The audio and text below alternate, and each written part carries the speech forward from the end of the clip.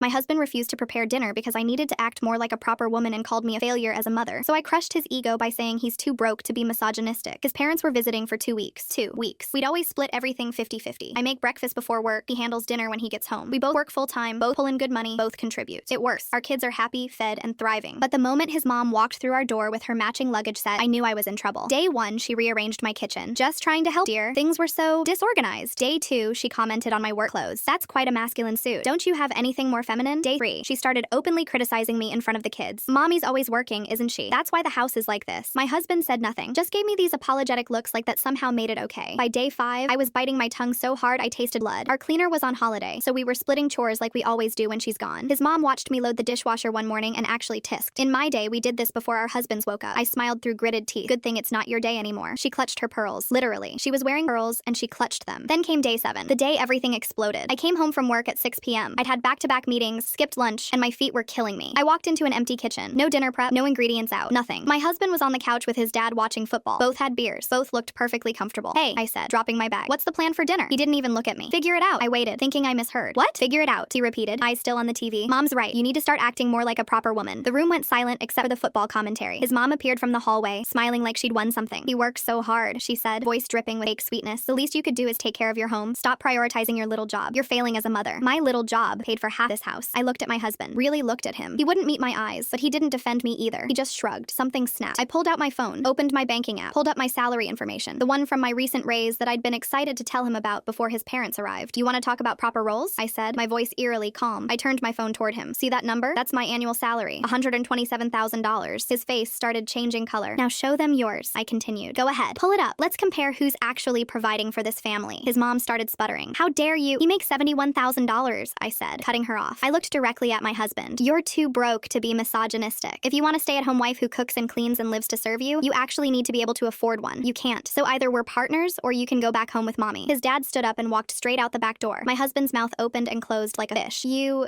can't what? Tell the truth? Use facts? That's the problem with your little fantasy world. Math doesn't care about your feelings. His mom grabbed her purse. We raised you better than this. You raised him to expect a servant. I shot back. I'm his wife, not his maid, and definitely not his mother. I turned to my husband one last time. You have exactly 2 choices. Go upstairs, apologize to our kids for being late with dinner, and start cooking. Or pack a bag and leave with your parents. Decide now. Then I walked upstairs, called the kids into my room, ordered Thai food for the 3 of us, their favorite pad Thai and spring rolls, $47. 20 minutes later, I heard it. Pots clanging downstairs, cabinet doors opening and closing, the sound of the stove clicking on. My daughter looked at me confused. Is Daddy making dinner? Yes, I said, hugging her close. Yes, he is. His parents left the next morning. No goodbye. My husband and I had a very long conversation that night after the kids went to bed. Turns out he can learn. When his ego isn't worth more than his marriage,